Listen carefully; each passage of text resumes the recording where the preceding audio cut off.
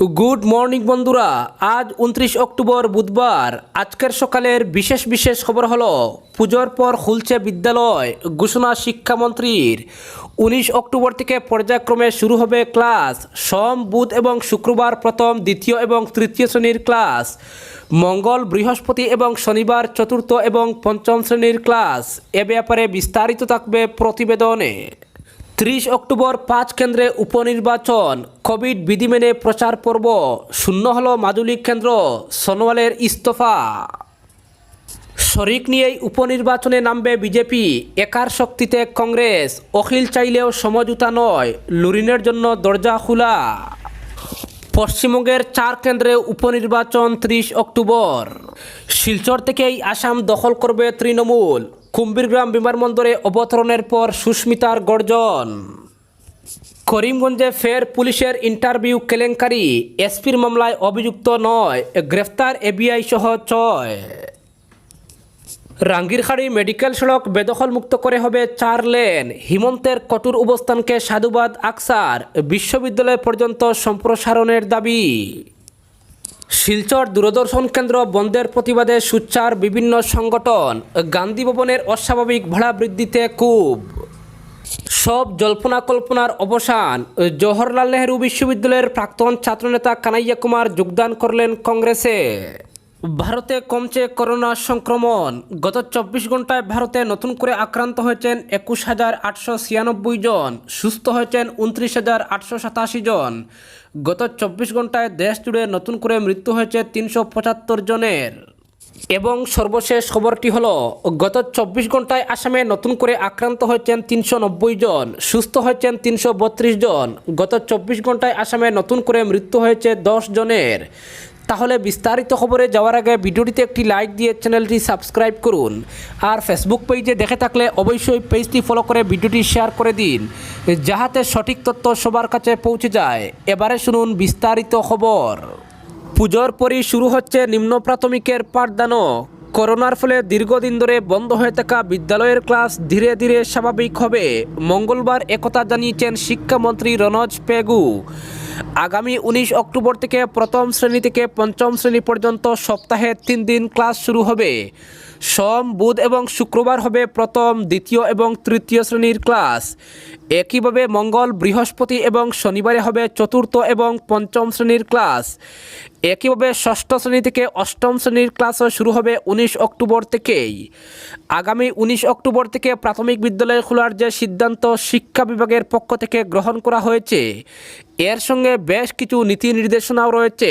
Class শুরু হওয়ার পর মিড ডে মিলের ক্ষেত্রে কোভিড প্রটোকল মেনে সব হচ্ছে কিনা এদিকে কড়া নজর রাখতে হবে বিদ্যালয়ের প্রধান শিক্ষকদের। তাছাড়া স্কুল খুললেও ছাত্রছাত্রীদের আসা না আসা তাদের সম্পূর্ণ ব্যক্তিগত বিষয়। কোনো শিক্ষক ছাত্রছাত্রীকে বিদ্যালয়ে আসার জন্য বাধ্য করতে পারবেন না। তবে উচ্চ মাধ্যমিক শ্রেণীর হোস্টেলগুলি আপাতত বন্ধই থাকছে। পরবর্তী নির্দেশ জারি না হওয়া পর্যন্ত বন্ধ থাকবে হোস্টেল। ফলে ক্লাস শুরু হলেও ভেতরে কোনো ধরনের সাংস্কৃতিক অনুষ্ঠান করা যাবে না। একটি ক্লাসে একসঙ্গে 30 জনের বেশি ছাত্রছাত্রীকে বসানো যাবে না। তাছাড়া অক্টোবর থেকেই নবম, দশম এবং একাদশ শ্রেণীর ক্লাস শুরু হবে। 1 অক্টোবর থেকে নবম শ্রেণী, 6 অক্টোবর এবং 20 অক্টোবর থেকে দশম এবং একাদশ শ্রেণীর পাঠদান শুরু হবে বলেও সরকারি নির্দেশে উল্লেখ রয়েছে। তাছাড়া বিদ্যালয়ের শিক্ষক এবং অন্যান্য প্রত্যেক কর্মচারীর ভ্যাকসিন নেওয়াটাও বাধ্যতামূলক করা হয়েছে। অপরদিকে 30 অক্টোবর 5 কেন্দ্রে উপনির্বাচন, কোভিড বিধি মেনে প্রচার পর্ব। শূন্য হলো মাজুলি কেন্দ্র, সোনোয়ালের ইস্তফা।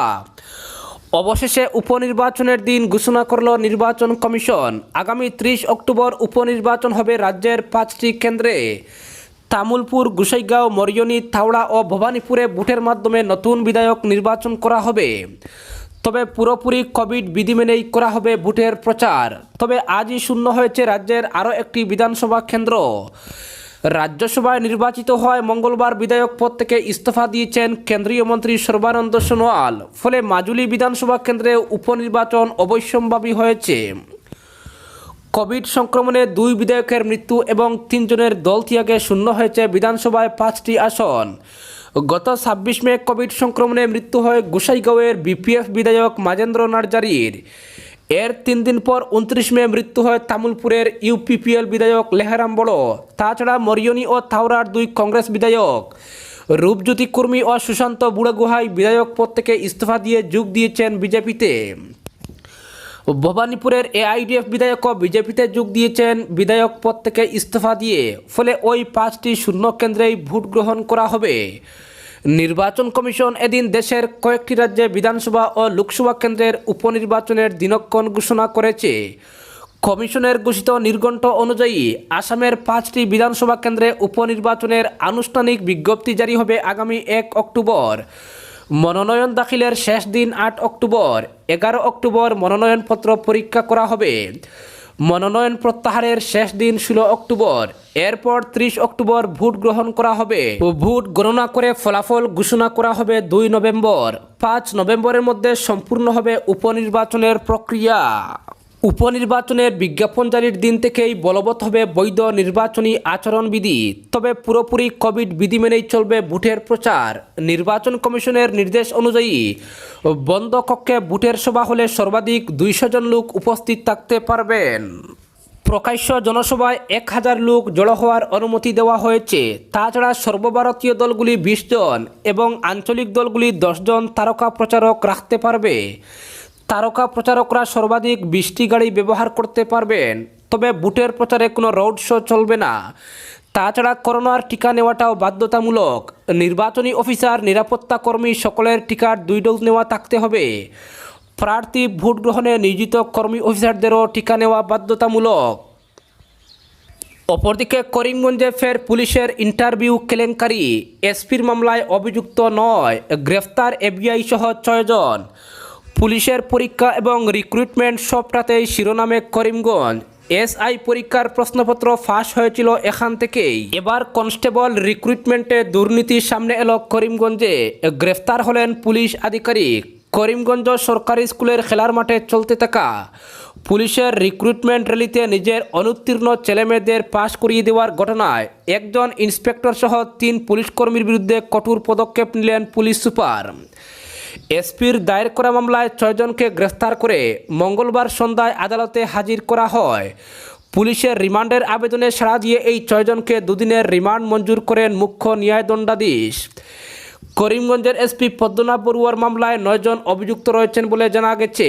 এর মধ্যে ধৃত 6 জন হলেন এবিআই তাপস সিনহা, দেবাশিস সিনহা, আজম খাতিব, অশেষ সিনহা ও বৈশালী চন্দ্র শিবম সিনহা। এর মধ্যে 15 সেপ্টেম্বর অশেষ সিনহা, 23 সেপ্টেম্বর শিবম সিনহা এবং 26 সেপ্টেম্বর বৈশালী চন্দ্রকে ইন্টারভিউতে ফেল করা সত্ত্বেও পাস দেখানো হয়। তখন মাঠে তাদের বাবা ডিউটিতে ছিলেন এবং তারাই এই কাজ করেন বলে সিসি ক্যামেরায় ধরা পড়েছে বলে জানা গেছে।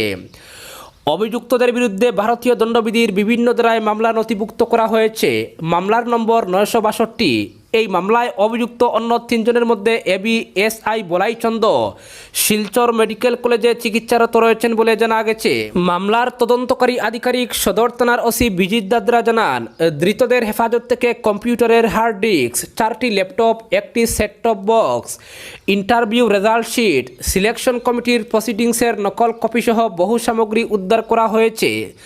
পুলিশের নিয়োগের শারীরিক পরীক্ষা পরিচালনার দায়িত্বপ্রাপ্ত সংস্থা ইনফোক্লেবের এক কর্মচারীকে পুলিশ গ্রেফতার করেছে বলেও জানা গেছে।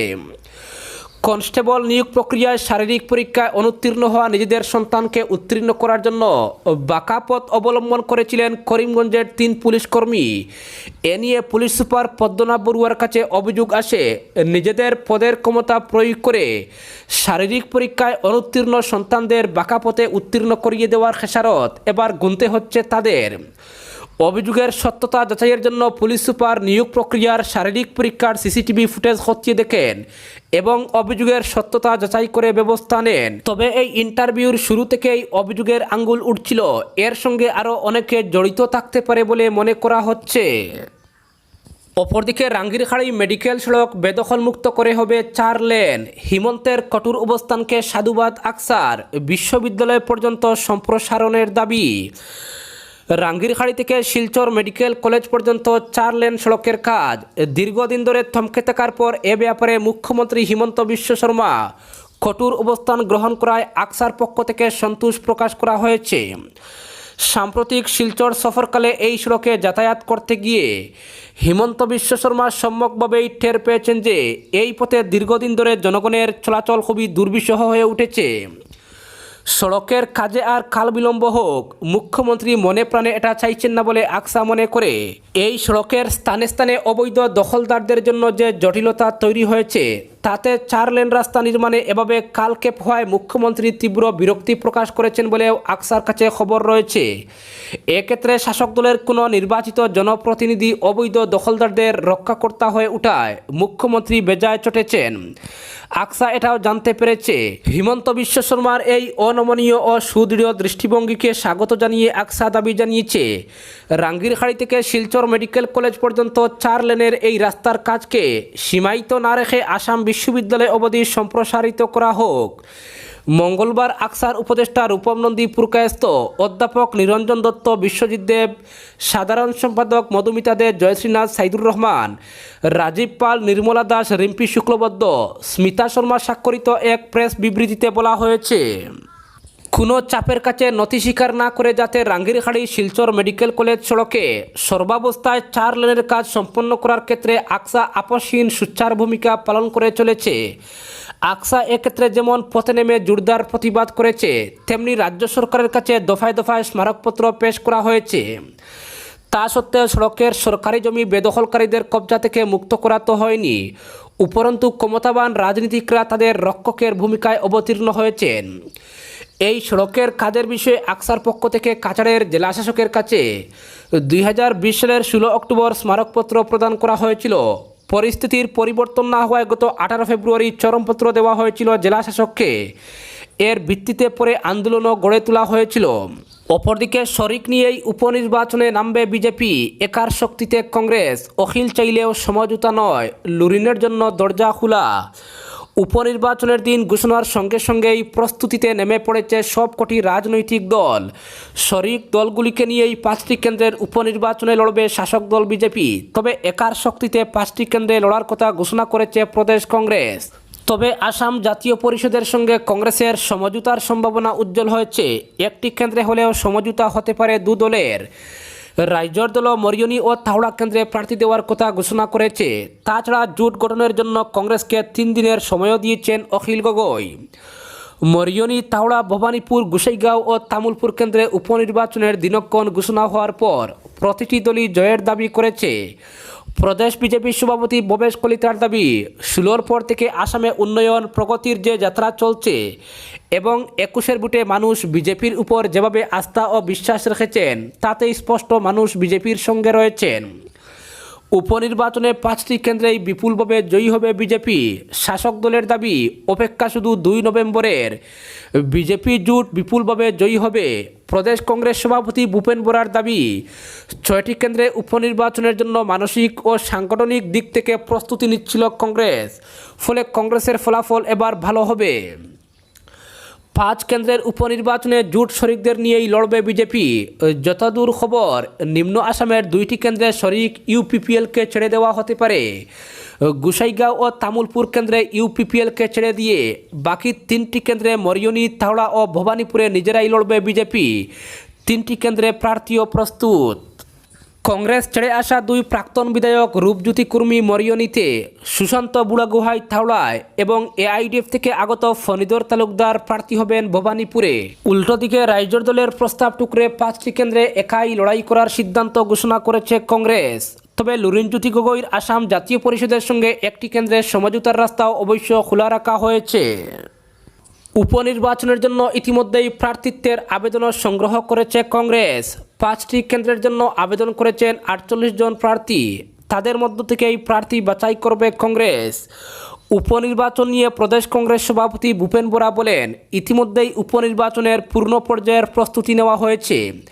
5 কেন্দ্রেই প্রার্থী দেবে কংগ্রেস। তবে তামুলপুর ও গোসাইগাঁও কেন্দ্র বিপিএফ চাইলে আমরা ছেড়ে দিতাম, কিন্তু বিপিএফ নেতৃত্ব জানিয়েছেন উপনির্বাচনে তারা একার শক্তিতে লড়তে চান। সিপিআই সিপিএমকেও কেন্দ্র ছাড়া হবে না। তাদের দখলে থাকা কেন্দ্র উপনির্বাচন হলে অবশ্যই গুরুত্ব দেওয়া হতো। তবে অখিল গগৈ রাইজর দলের সঙ্গে জোটের পথ পুরোপুরি বন্ধ করে দিয়েছে প্রদেশ কংগ্রেস। সভাপতির মন্তব্য, কোনো ধরনের আলোচনা বা আসন সমঝোতা ছাড়াই এককভাবে প্রার্থীর নাম ঘোষণা করে দিয়েছে রাইজোর দল। ফলে আত্মসম্মান স্বাভিমান থাকা ছোট বড় কোনো রাজনৈতিক দলই এরপর আর আত্মসমর্পণ করতে পারে এমন নজির নেই। তবে আসাম জাতীয় পরিষদের সঙ্গে সমঝোতার দরজা অবশ্য খোলা রেখেছে কংগ্রেস। প্রদেশ সভাপতির মন্তব্য, জাতীয় পরিষদ একটি প্রস্তাব দিয়েছে আমাদের, আগামী 1 অক্টোবরের সভায় সেটা নিয়ে আলোচনা করে সিদ্ধান্ত নেওয়া হবে। হাইকমান্ডের সঙ্গে আলোচনা করা হবে এ ব্যাপারে। ভূপেন বোরার বক্তব্যে স্পষ্ট ইঙ্গিত, উজান আসামের মরিয়নি বা থাওড়ার মধ্যে একটি কেন্দ্র জাতীয় পরিষদকে ছেড়ে দিতে পারে কংগ্রেস। তবে কংগ্রেসের সঙ্গে সমঝোতার চেষ্টা এখনও চালিয়ে যাচ্ছেন অখিল গগৈ। এককভাবে প্রার্থীর নাম ঘোষণা করে দিলেও এখনও জোট গঠনের জন্য 3 দিনের সময় দিয়েছেন কংগ্রেসকে। অখিলের মন্তব্য, মরিয়নি ও থাওড়ায় আমরা জয়ী হব, মূলত দুটি কেন্দ্রের কথা ভেবেছি আমরা। কংগ্রেসের সঙ্গে সমঝোতা হলে নিম্ন আসামের 3টি কেন্দ্রেই ছেড়ে দেব তাদের, গোসাইগাঁও, ভবানীপুর, তামুলপুর কংগ্রেসকে দেব, না হলে ওই 3টি কেন্দ্রেও লড়বে রাইজোর দল। তবে আগামী 3 দিনের মধ্যেই সিদ্ধান্ত নিতে হবে কংগ্রেসকে, তাই বল এখন কংগ্রেসের কৌটে রয়েছে। অপরদিকে সব জল্পনার অবসান ঘটিয়ে অবশেষে সিপিআই নেতা তথা জওহরলাল নেহরু বিশ্ববিদ্যালয়ের প্রাক্তন ছাত্রনেতা কানাইয়া কুমার কংগ্রেসে যোগদান করলেন। মঙ্গলবার সকাল থেকেই দিল্লিতে কংগ্রেসের কার্যালয়ের বাইরে ছিল সাজো সাজো রব। এদিন রাহুল গান্ধীর উপস্থিতিতেই দল বদল করলেন কানাইয়া কুমার। কংগ্রেস নেতা কেসি বেণুগোপাল জানিয়েছেন, তারা কানাইয়া কুমার ও জিগ্নেশ মেওয়ানির মতো তরুণ নেতাদের সঙ্গে কাজ করার জন্য মুখিয়ে রয়েছেন। দল বদলের পর কানাইয়া কুমার বলেছেন, মতাদর্শগত মিল থাকার কারণেই তিনি কংগ্রেসে যোগ দিলেন, এই দেশের জন্য কাজ করতে চান তিনি। কংগ্রেস ছাড়া তা সম্ভব নয় বলেও জানিয়েছেন তিনি। কংগ্রেসে যোগ দিয়ে কানাইয়া বলেন, এই দেশের সবচেয়ে পুরনো গণতান্ত্রিক দলে আমি এই জন্যই যোগ দিলাম, কারণ আমার মনে হয় কংগ্রেস না বাঁচলে দেশ বাঁচবে না। আমাদের মনে হয় আজ দেশের ভগৎ সিংয়ের বীরত্বের প্রয়োজন, সেই সঙ্গে প্রয়োজন গান্ধী এবং আম্বেদকরের মতবাদের। আপনি ব্যক্তিত্বকে পিষে ফেলতে পারেন, কিন্তু আদর্শ কখনো পিষে ফেলা যায় না। অপরদিকে পশ্চিমবঙ্গে 4 কেন্দ্রে উপনির্বাচন 30 অক্টোবর। এক নির্বাচন মিটতে না মিটতেই ফের উপনির্বাচনের নির্ঘণ্ট প্রকাশ করল কমিশন। মঙ্গলবার এক বিজ্ঞপ্তিতে বাংলার 4 কেন্দ্রের উপনির্বাচনের কথা ঘোষণা করে কেন্দ্রীয় নির্বাচন কমিশন। কমিশনের তরফে জানানো হয়েছে, আগামী 30 অক্টোবর খড়দা, শান্তিপুর, দিনহাটা ও গোসাবায় উপনির্বাচন হবে। ফলাফল ঘোষণা হবে 2 নভেম্বর। কমিশনের তরফে জানানো হয়েছে, এই 4 কেন্দ্রে মনোনয়ন জমা দেওয়ার শেষ দিন 8 অক্টোবর। সেক্ষেত্রে মনোনয়নপত্র পরীক্ষা করা হবে 11 অক্টোবর। মনোনয়ন প্রত্যাহারের শেষ দিন 16 অক্টোবর। অপরদিকে শিলচর থেকেই আসাম দখল করবে তৃণমূল, সুস্মিতার গর্জন। আসামের মধ্যে এই শিলচরেই জন্ম হয়েছিল বিজেপির, তারপর এই বরাক উপত্যকা থেকেই ক্রমে ক্রমে বেড়ে আজ আসাম দখল করেছে গেরুয়া দল। আজ একইভাবে শিলচরে জন্ম হয়েছে তৃণমূলের। একদিন এখান থেকেই দিশপুর দখল করবে তৃণমূল। পশ্চিমবঙ্গ থেকে বিনা প্রতিদ্বন্দ্বিতায় রাজ্যসভার সাংসদ নির্বাচিত হওয়ার পর মঙ্গলবার শিলচরে পা দিয়েই এমনটাই বললেন সুস্মিতা দেব। এদিন কুম্ভীরগ্রাম বিমানবন্দরে পৌঁছেই মুখ্যমন্ত্রী হিমন্ত বিশ্ব শর্মা সহ বিজেপি সরকারের বিরুদ্ধে চ্যালেঞ্জ ছুড়ে তৃণমূল সাংসদ বলেন, আমি কংগ্রেস নই, ইউডিএফও নই, আমার নাম সুস্মিতা দেব, আমার নেত্রী মমতা ব্যানার্জি, আমরা অন্যায়ের বিরুদ্ধে লড়তে জানি, তাই হিমন্ত বিশ্ব শর্মা হুঁশিয়ার। এদিন মুখ্যমন্ত্রী সহ রাজ্য সরকারকে একের পর এক চ্যালেঞ্জ বিঁধলেন সন্তোষ কন্যা। তার সাফ কথা, বিজেপি যেখানেই অন্যায় করবে মমতা ব্যানার্জি আর তার আওয়াজ সেখানেই পৌঁছবে। বরাকের 2 সাংসদকেও এদিন এক হাত নেন শিলচর লোকসভার প্রাক্তন কংগ্রেসি সাংসদ।